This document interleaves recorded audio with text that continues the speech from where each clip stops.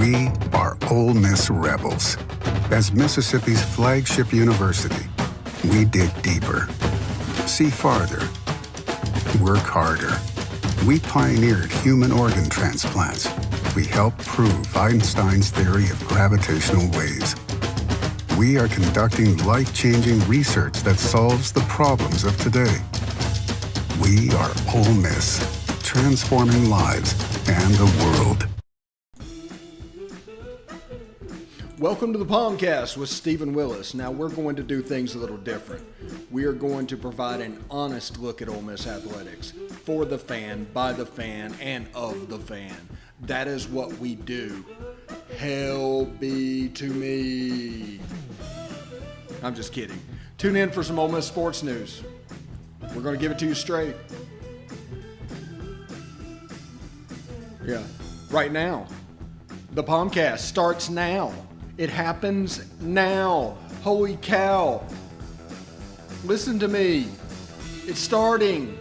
Well, it's going to start right about now.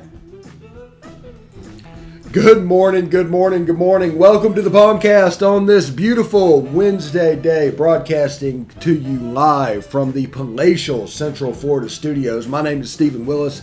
I am your host of this magical mystery tour, and I hope we are prepared to have a little bit of fun today.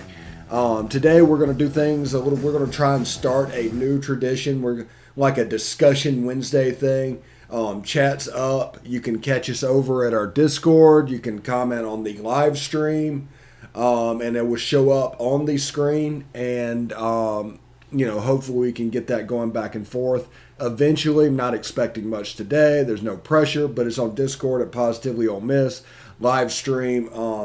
Actually, you can follow us on Twitter at the Rebel Walk and at the Stephen Willis. You can catch us on YouTube at Positively Ole Miss. Facebook.com/POMcast and the Rebel Walk. You can catch us on YouTube at Positively Ole Miss, all one word. No, not all one word. That's the next one. Twitch, Positively Ole Miss, all one word. For YouTube, go in there and subscribe. Hit the bell for notifications. That'll not only tell you that we're streaming, it'll tell you what we're streaming about. We have some stuff coming up later in the week. With Corey Burton coming by to do a post-draft around the SEC schedule. We're not really ready to make that a regular thing yet. We're going to wait until closer to July or so, but he's going to come by and do that. And also Chad Smith is going to come by tomorrow. We'll have the preview for the Texas A&M series. Of course, you can join the conversation on Discord at Positively Ole Miss. We look forward to you doing that as well. Any comment that you make in the live screen will be shown via bot right up there. It'll go into our Discord server as well, and I'll be able to see everything. So just to let you know about that. But we figured we'd give it a try and start doing that on Wednesdays just to give you the option of doing that. Ole Miss, a 15-12 winner over Arkansas State last night. Good win from the team, lots of runs. Justin Bench went 4 for 4 on May the 4th Be With You Day. That was pretty cool. And let's see. Oh, also, if you're interested in audio, you can catch a podcast at Google Podcast, Apple Podcast, Stitcher, SoundCloud, Spotify, TuneIn Radio, iHeartRadio, and Pandora. We're also on smaller podcatchers. But just, search it out, find it, and do all that. We are at currently about 1/3 of our record listening through 5 days. And actually, not even count 5 days, more 4 days. After 4 days, we're 1/3 of the way through to the record. So thank you for listening. I'm completely humbled, and I just want you to be excited. I appreciate you also bearing with me while I've been under the weather this week. I'm just about there coming out of it today, but there's a little bit that I have to do. And before we get started, I want to talk to you about the Vault Society. That's the big push right now for the Ole Miss Athletics Foundation, the Vault Society support, which is a 5-year commitment of support. Membership starts at $5,000 a year, and there's a benefit chart on the site. We'll get to that in a second. All gifts to Ole Miss between now and June 30th will receive triple points. Red points are non-deductible and go towards priority seating. Blue points are 90% tax deductible and go towards parking and non-home ticketed games, postseason, bowl games, neutral site. There's a certain game coming up at the Georgia Dome on Labor Day that would fall neatly into that. If you have any more questions about the Vault Society, hit them up at give2athletics.com. Again, that is give2athletics.com. Ole Miss, a 15-12 winner over Arkansas State. And I've seen some people, woe is me, oh my gosh, we're in trouble. And if we get to Omaha with our bullpen, I saw a tweet talking about the bullpen, we're going to be in trouble as well. Now, the few numbers, once you get to Omaha, it matters less because there's so much space in between games. I mean, the same three relievers can pretty much pitch every day. And if you got two big starters, you can do a rotation of two. Once you get to Omaha, you could have a Doug Nikhazy and Gunnar Hoagland over and over and over again if you want. So that's not necessarily a problem. The number 3 starters can go to the pen, and that'll bolster that up as well. But the point is, with a sample size as large as college baseball, and to a lesser extent college basketball, style points just don't matter because there's an actual record that you can look at. Now, there's a football mentality because there's so few games, and it's just like a flash in the pan, that you only have a little bit to make an impression. That's where the style points argument comes from. It comes from the college football mindset of we've got to show out and make an impression early or we're in trouble. Now, if you're Alabama or somebody like that, you don't have to do that because there's an expectation they're going to be good. But I'm talking about like the mid-tier teams. So the mid-tier teams like Ole Miss, like Texas Tech, Arizona State, those guys, the mid-tiers like North Carolina.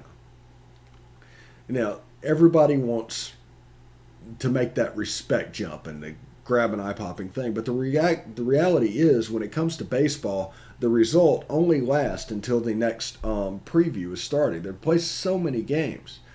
If this Tuesday night game, the day of the Texas A&M series, is going to be gone. It might as well be 50-0 the result. The bullpen throws a great game, and all of that happens because it just doesn't matter anymore. It's all gone. It's about you want to win. You want to win every game. I understand that. But there's games when it comes to like this that just don't necessarily mean as much. It's kind of an inter-squad game. It's kind of something like that. I mean, Ole Miss has played Arkansas State multiple times this year. They're going to play Little Rock multiple times this year. I think they're going to play UT Martin multiple times this year. It's a little cubby hole of traveling down to the game. Can you get there by bussing in? Can you get there quickly and do that? And it's essentially just to kind of keep you warm and keep you going. But in the reality, it only matters if you lose the game. And Ole Miss is not losing those type games this year. It doesn't matter if you win by 1 run or 15. It's going to be forgotten in time for the weekend. Now, Ole Miss and College Station this weekend, a huge series. Chad Smith is going to come on tomorrow. We're going to talk all about that and do a nice little preview. But it's going to be a huge series because you can look at it as, a chance to go 16-8 with Vanderbilt and Georgia still to go. I mean, you have a chance at a fairly special season still by SEC standards, but it requires getting 3 this weekend. If you're 16-8 after this weekend, I would say you're on schedule. You're averaging winning 2 out of every 3, and that's with losing 4 series in a row in conference play. It's the most bizarre thing. It's either a sweep or you lose the series. That's how this season has gone. So we'll see how we do on that first game. That first game seems to be the litmus test. And you can go from there because Doug on swing day is pretty fantastic. You either bring the series back to 1-1 or you win the series. And once you win the series after Doug, it helps the young guys come in. And also, they do a fantastic job of protecting the bullpen. We're going to get into all this tomorrow. We're going to bring an expert on and talk all that you need to know about the Ole Miss Texas A&M series, the starting pitchers for the weekend, what they throw, what they look like, the batting order for Texas A&M, who should we be afraid of, what are we looking for, how should we handle the situation, stuff like that. We're going to get with Chad Smith and talk all of that stuff. And then on Sunday, after it's over, we're going to have Chris Muller to talk about what happened and how did we handle that. It's going to be a pretty cool thing. Looking over at the box score, see things that stand out. Justin Bench, 4 for 4. Ben Van Cleve, 4 for 5. No home runs. Calvin Harris catching. That was something I wasn't expecting. I didn't know if his arm was ready to do that, but apparently he got behind the plate and also went 2 for 2 at the plate last night. Jacob Gonzalez, 2 for 6. Peyton Chatagnier, 3 for 6. And then the 3 and 4 hitters actually did not get a hit last night. So that's bizarre. So all in all, it's pretty good. Ole Miss used, 10 pitchers last night. Nobody threw a lot of pitches except for maybe Corey Adcock, who started the game. The max is 30 pitches by Tyler Myers. He went 1 2/3. So you can chalk it up to a bullpen session and get ready for the series this weekend. It looks like the bullpen is going to be at full strength. All right, we're going to take a short break. When we come back, we're going to talk a little bit about soccer, and we're going to talk a little bit about replacing the draft picks in football moving forward. So it should be pretty interesting. But stick around for that, and we'll be back in just a moment.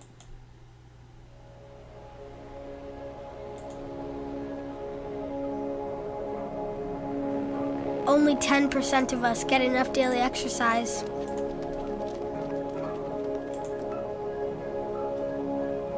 And that number is dropping.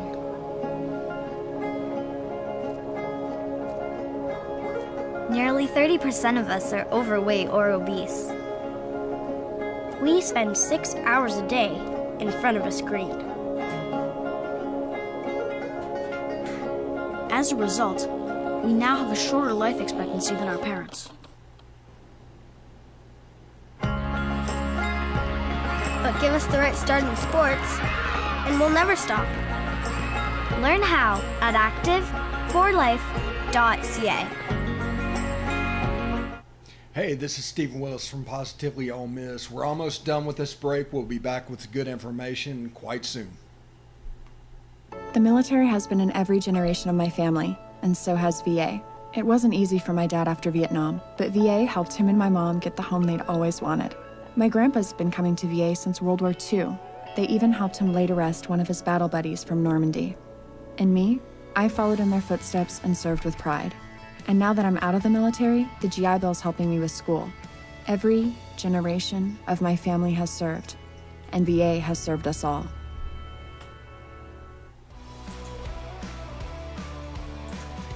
All right, welcome back to the POMcast. Stephen Willis, Palatial Central Florida Studios. I do appreciate you watching us today, and am just humbled by the growth of this over the past couple of months. So thank you very much for that.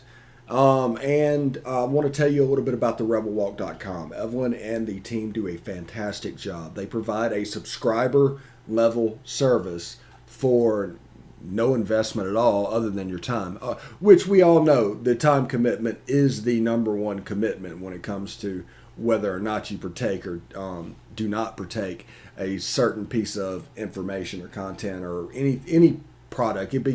It could be going into a TJ Maxx, but that time commitment is going to be well worth it. These guys do a really great job and go above and beyond for you. Chad Smith does the preview. Chris Muller does the instant reaction. We're going to move into football and going to get Evie. We're going to get David Walker. We're going to get Jake Evans. I mean, there's so many different writers and so many different personalities and so many different opinions for each sport. It's just a really cool thing.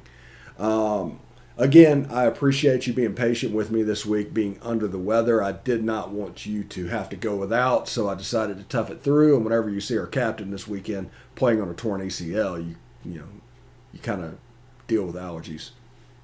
But that was pretty good. Ole Miss soccer getting ready to kick off. Let's see how long. About 45 minutes from now, against Duke, number 9 seeded Duke in Cary, North Carolina. That's a suburb of Raleigh, North Carolina. That is going to be really close to Durham, so it's fairly close to a home game for the Blue Devils.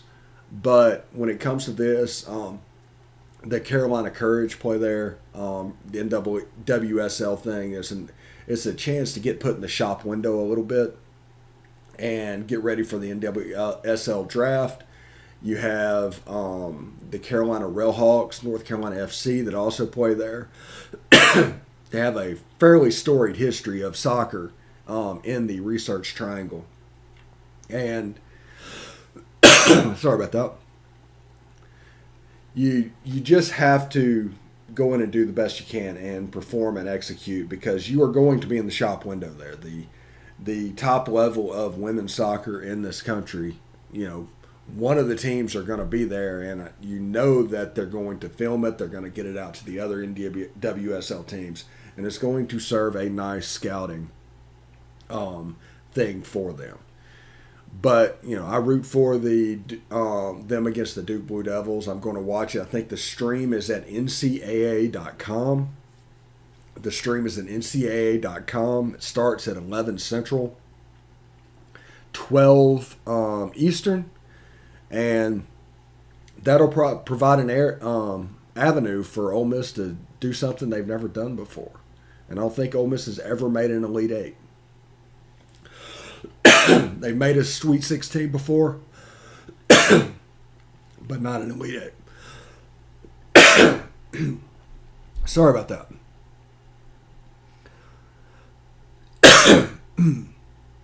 Let's see. We're going to take a short break, and when we come back, we're going to talk a little bit more about what's going on.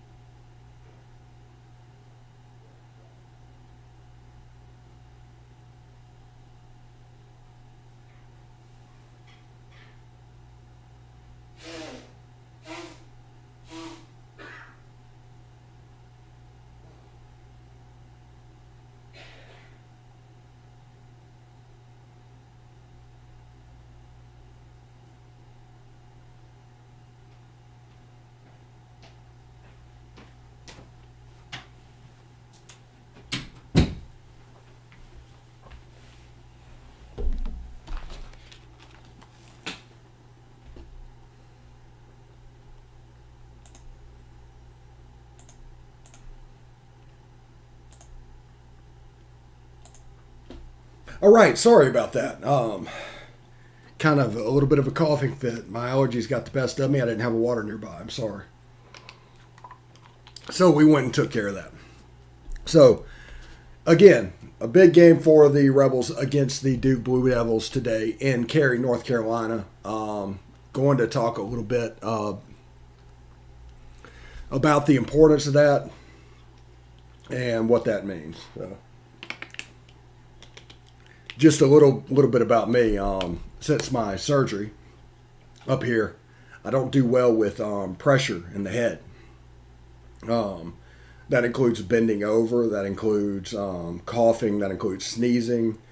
There's certain ways that I have to do that because the pressure literally hurts. It's a pretty severe thing, and can knock me out of commission fairly quickly. I thought I was getting over the coughing and sneezing from the allergies, but today apparently one more surprise was in store for me. So that's pretty awesome. So I'll deal with the pain. I'll deal with all that in the next couple of moments. But good luck to the Ole Miss soccer team as they play Duke in, I guess 40 minutes. So that is going to be pretty cool. Now, Elijah Moore and Kenny Yeboah to the Jets. And let's see, Royce Newman to the Packers. How do we replace them? Everybody's worried about how we replace them. Everybody's worried about what we're going to do. How we're going to make the offense look like it did last year. Well, the offense isn't going to look exactly like it did last year.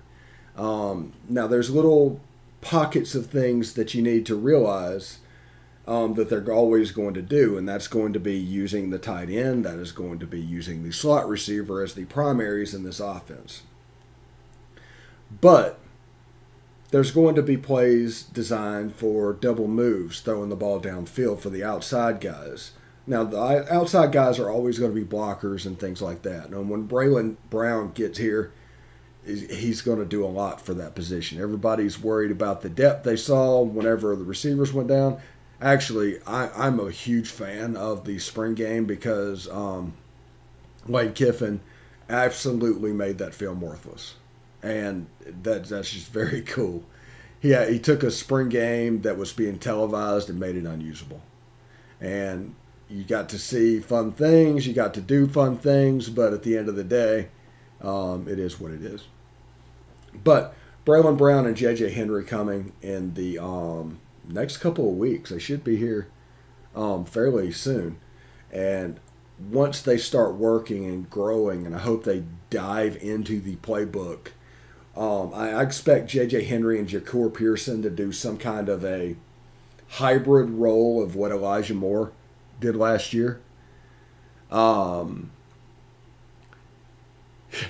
Thank you very much. I hope I feel better soon too.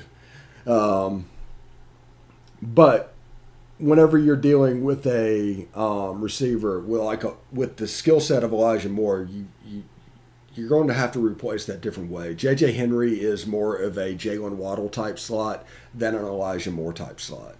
Elijah Moore is quicker than he is fast, generally on the football field. That's the way he plays. Jalen Waddle was just a blur. J.J. Henry is a similar type player, another Texas player, similar type build. Played on the outside some in high school, but I can see him getting into the middle and into the slot very soon. Take that with the Braylon Brown. And Braylon Brown in a normal... well, I do think Jerry Neely is going to take some of that. I do think Jerry Neely's role is predominantly going to be in the backfield because he's our best backfield playmaker. Now, Henry Parrish and Snoop Connor allows you to do slightly different things, but Jerry and Ely's explosiveness back there is just like the way I hate to say it, the way they use Reggie Bush at USC.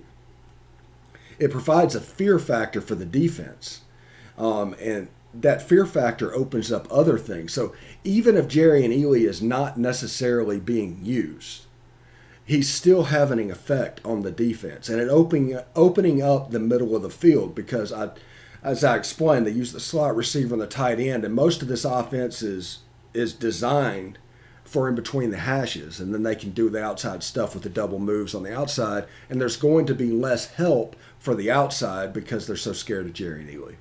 But I do think Jerry Neely is an excellent jet sweep guy. He has excellent hands. But I wouldn't expect him to be out there very often. I'm curious what John Rice is going to do. Once we get into fall camp, is he going to move out to the slot full time?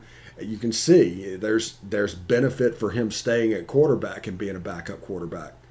It's going to be interesting. We have weapons. I know, like I was saying before, Braylon Brown, in a normal recruitment year, he would have a chance to be a 5-star by the time of the end of the year. But because the camp circuit and everything else got shut down, there was less avenues for him to advance, to grow, to do all that. He's an extremely talented wide receiver that gets forgotten about a lot of times because basically